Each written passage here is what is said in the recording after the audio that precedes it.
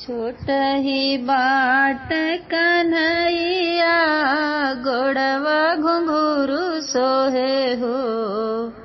छोट ही बाट कन्हैया गोड़वा घुंघरू सोहे हो। हे कान्हा दूर खेलन मत जाया खोजन कैसे आईब हो। हे कान्हा दूर खेलन मत जाया खोजन कैसे आईब हो। अपने ससुर के दुलारी त स्वामी के प्यारी न हो। रामा सात भी रनक बहिनिया खोजन कैसे आईब हो।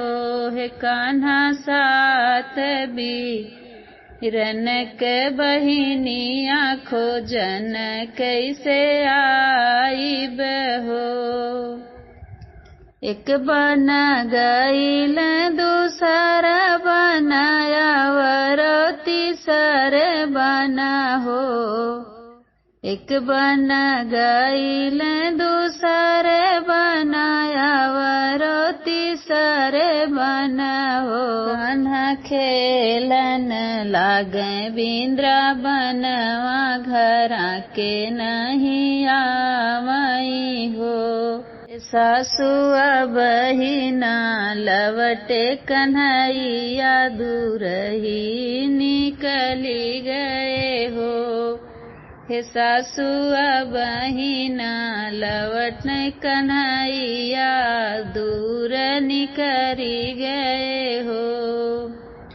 एक घड़ी बीतल की दुई घड़ी आवर तीन घड़ी हो। सासु बीती गईल चार पहरवा कान्हा घर नहीं आवई हो। सासु बीती गईल चार पहरवा कन्हैया नहीं आयन हो। हे सासु दिनवा त चढ़ी के उतरी गे कन्हैया नहीं आवई हो। सासु दिनवा जे चढ़ी के उतरी गे कन्हैया मोर नहीं आए हो। हे सासु कवनो वकीलिया बताव तू ढूंढन लालन जाइत हो। सासु कवनो वकीलिया बताव तू ढूंढन लालन जाइत हो। पहिरित ले तुमार किनवा त सिर पे गगरिया हो। पहिर ले तू मोट कमर किनिया त मुड़ पे गगरिया हो। बहुहर धैना ले तू ग्वालिन के भेसवा लालन खोजिया हो।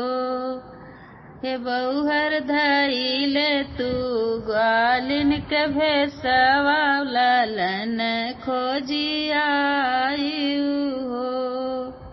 बहुहर धैली हली ग्वालिन के भेसवा लालन खोज गईलिन हो। एक बना गईली दूसरा बनाया वरो तीसर बना हो। हे बहिनी एक बना गईली दूसरा बनाया वरो तीसर बना हो। हे सासु तीसर में पड़ वृंदावनवा जहाँ हो कान्हा खेलई हो। हे सासु तीसर में पड़ वृंदावनवा जहाँ हो कान्हा खेलई हो। जहाँ हो कान्हा खेलई